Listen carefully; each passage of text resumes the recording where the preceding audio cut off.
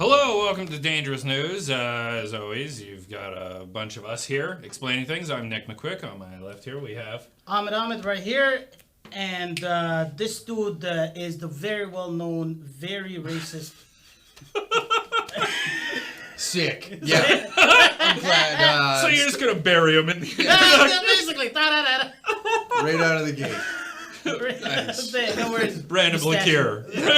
Well, when you have decent branding like that. Yeah. Well, I mean, game recognizes game, I guess. Exactly, man. But yeah, what we're talking about isn't a game. It's news.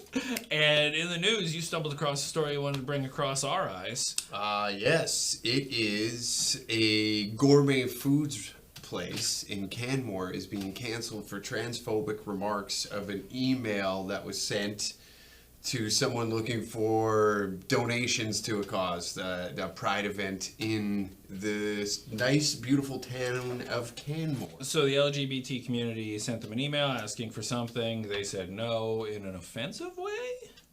Was there slurs? Was there a couple of your favorite words hidden in there? Yes, there were some $50 words in there. Yes. $50 words? Yes.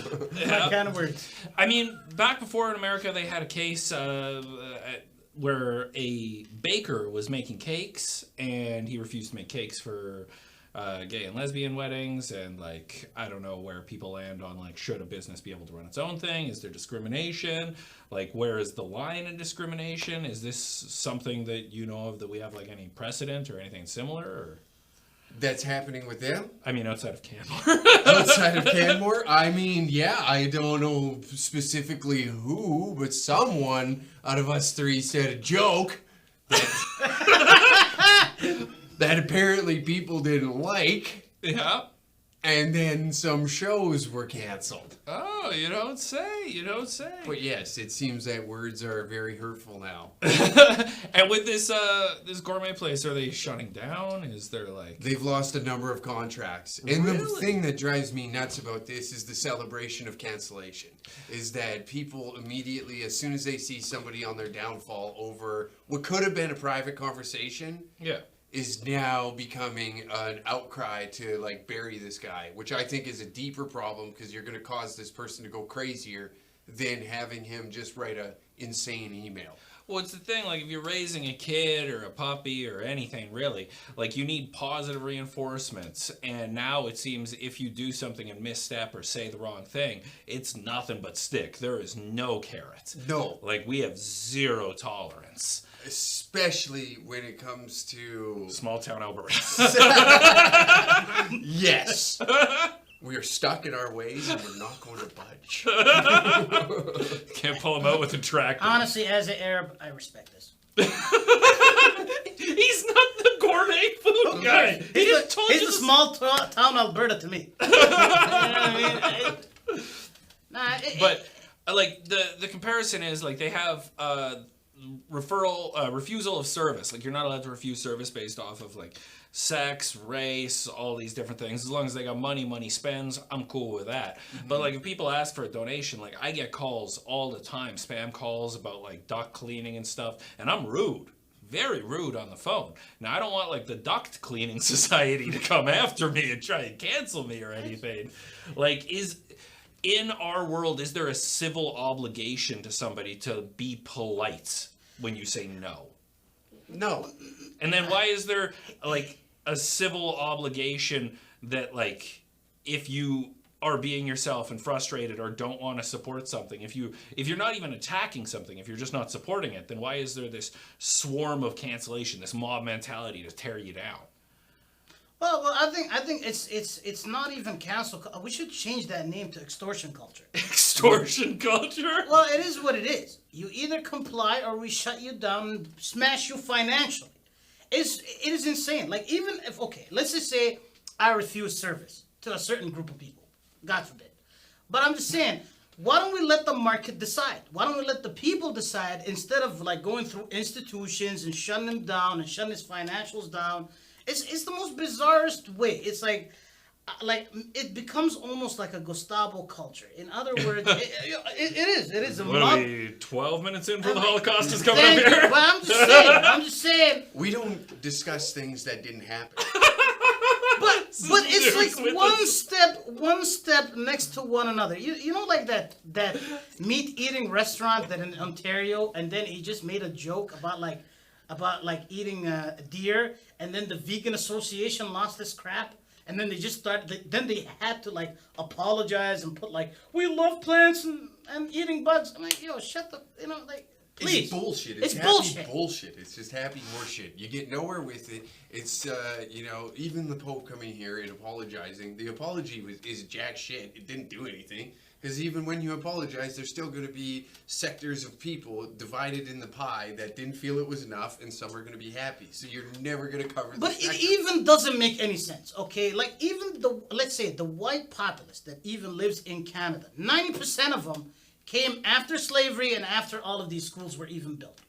First generation on one side, second generation on the other. Exactly. Yeah. Like most of them. So now should they also be penalized for whatever remaining ancestry that died out from syphilis and you know what I mean?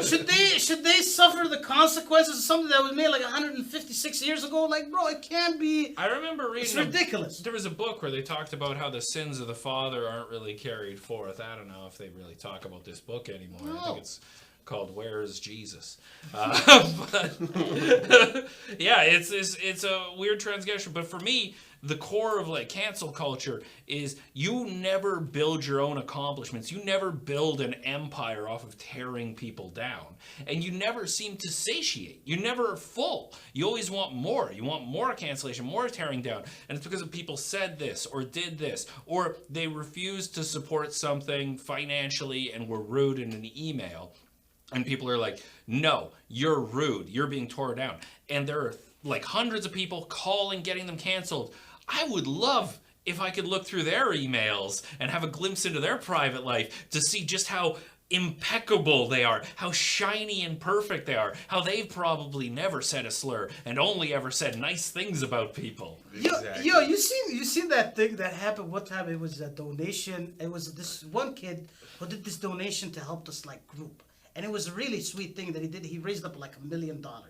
And then one reporter literally went back to his Facebook feed and then found out that he used the N-word like in 2009 in Facebook. Okay? Respect. And 2009. Hard R or a soft A? It was like hard R. These things But yeah, matter. this He thing said matter. Facebook, not But Twitter.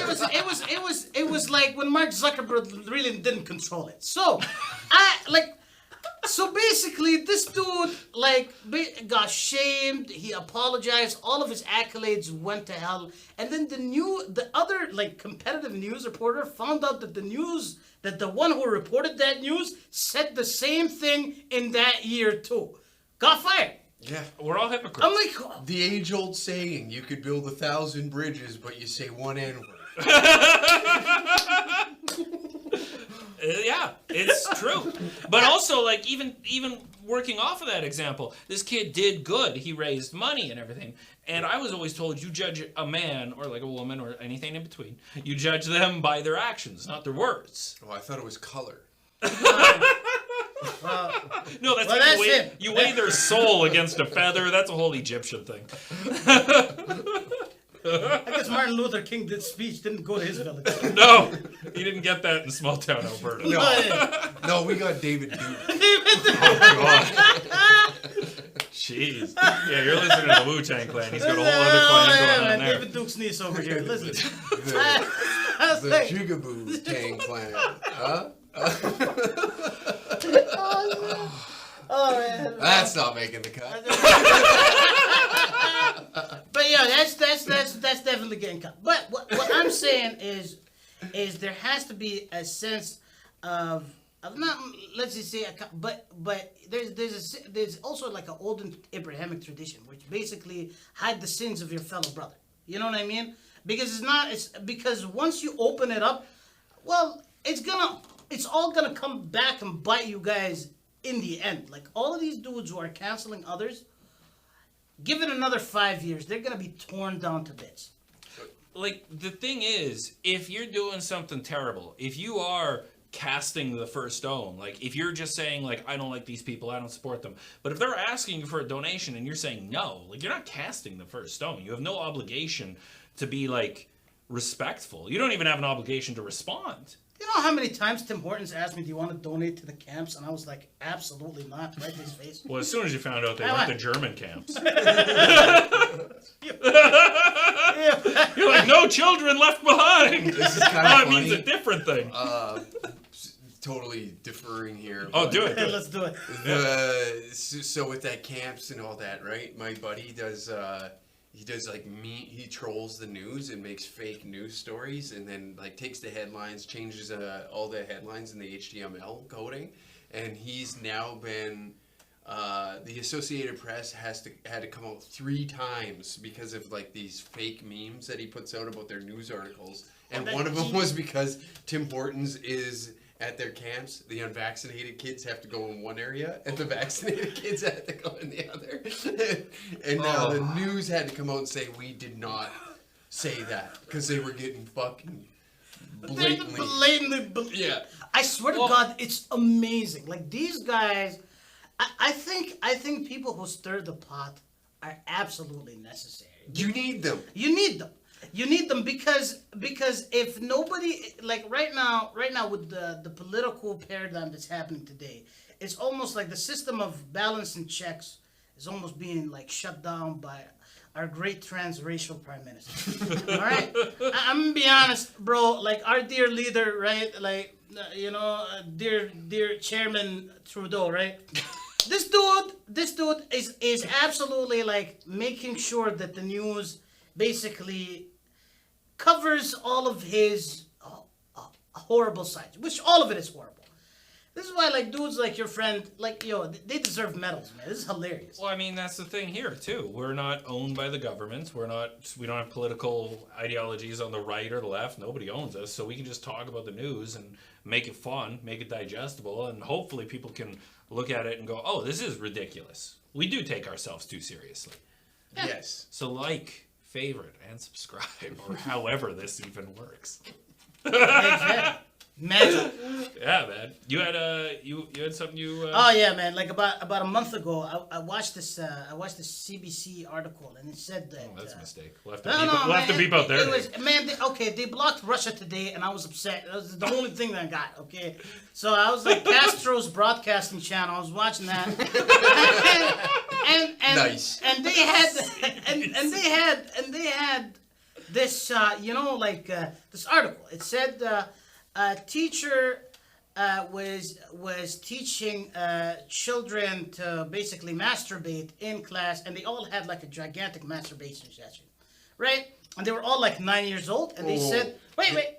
They were actually jerking off. They were yes, fully, and it said it produced concerning behavior. Like it was just concerning. Like it just like I'm concerned, bro. And I'm like, I don't know, maybe I'm like old school, okay? Maybe I'm old school, but that lady should have been peeled like a banana. Like this is unreal. Like this is unreal. This is not concerning. This is devastating. Yemen seems like a great place. Like at least our child marriages happens to one, not like a child harem. Okay, this is ridiculous. Somebody should change the wording because this like is it me or am I don't know. Maybe. I don't read the same news websites you do, but like I know a little while ago there was a UFC fighter that found out that somebody was like feeling that way towards his young child. Oh, and he knocked him right the F up. Yeah. Who was that again? Kane. Yeah, Cain Velasquez. The charges got dropped on him. Charges got dropped. Yeah, oh man, good on him, man. Holy, that's. But I mean, that's the thing too. If somebody's doing that to your kid, there's a weird thing I've noticed, and luckily I'm sterilized. But there's when people have kids, they stop. That means he's vaccinated. That's so funny. I hate that we're gonna cut it. But once you have your kids, you stop living your life for yourself. You start living and thinking about your what you've left behind and everything. And people are very protective of their children. And there's this change happening in the world. Like when I grew up, there wasn't transgendered people wasn't the term for them. It was very politically different and everything. And now things have happened so fast. And I've got an old man brain. And it's hard to keep up. And with stuff like this happening where they're teaching children about different genders and sexes and all of this stuff, I I understand that the world is changing and that this makes sense, but I also understand the change is incremental. And like you have to make small steps. And the best way to do that is to work with a parent and a child and communicate and let them know what's going through. Because I'm certain if day one of school they showed up and they're like, hey, we're gonna like tell your children how all the equipment works and we're going to get involved, there'd be a lot of parents pulling their kids out. Exactly. And you're seeing it though. You're seeing like more homeschooling happening now because of all of this. It blew up beyond belief. Like even my buddy right now is homeschooling his kids. Like he just can't take it anymore. It's like you have to wear a rainbow flag. I mean the dude is I know my buddy. He's a practicing Christian dude, and he wants to raise his family in Christian values, right? Why are they like, I'm a Muslim man, and I'm telling you, bro, there's never gonna be a rainbow flag ever in any Islamic schools. Like, I'm saying it right now. All right, there's never gonna be. And I'm just saying, after 18, may God be with you. But at least prior to that, it's my sperm. The thing that... All right, it's my kitchen. For me, that I noticed recently is with politicians, like Edmonton politicians, Alberta, Canadian politicians, all changing and adding Ukraine flags there. I'm like, it devalues our flag, I feel like, to have 17 flags on the pole. Like, I'm a Canadian. I'm proud of being a Canadian. I've had a lot of my family that came here had to work hard to be a Canadian. Like, yeah, whatever else we have, we leave it off the table. I wear a lot of hats, figuratively and metaphorically. But I'm a Canadian, and that's what I'm proud of, and that's what I go forward with. And you are allowed to be proud about whatever you are, but if you're forcing like a Canadian school that's funded federally, it shouldn't be flying a Catholic flag. It shouldn't be teaching Catholic things. It shouldn't be teaching Islam. It shouldn't be teaching Judaism. It shouldn't be flying any flag except for the fact that we're all paying taxes for that school to teach. And I want that school, I want the people that are there to take pride in the country they're a part of. Even if they don't like the country currently, they can change it. And if they take pride in it rather than disassociating and pushing it away. Exactly. Like the thing is, everybody talks about how evil Canada's past was. Well, comparatively to other countries, it really isn't. Yeah, Canada's past is about as bad as Yemen's present. Yeah, and that's where I'm from. Yeah.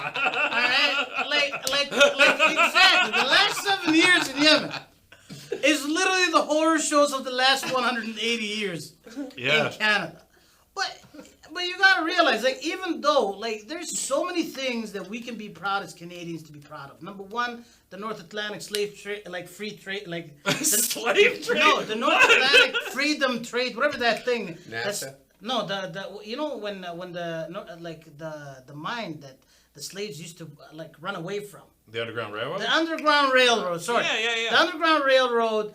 That went to Nova Scotia. There's a massive black community in Pickering, Nova Scotia, and it was all the slaves that literally been freed from America. Like, I mean, these are things that we as Canadians should be very, very proud of. And the amount of like refugees we take in, we set in, and like, I mean, the thing is, people are anti-immigrant. That's great. If you're anti-immigrant, then fucking don't eat their food. Enjoy your boiled ham, you white supremacist. Fuck that. I like tacos. What's wrong with boiled ham? Boiled ham is flavorless.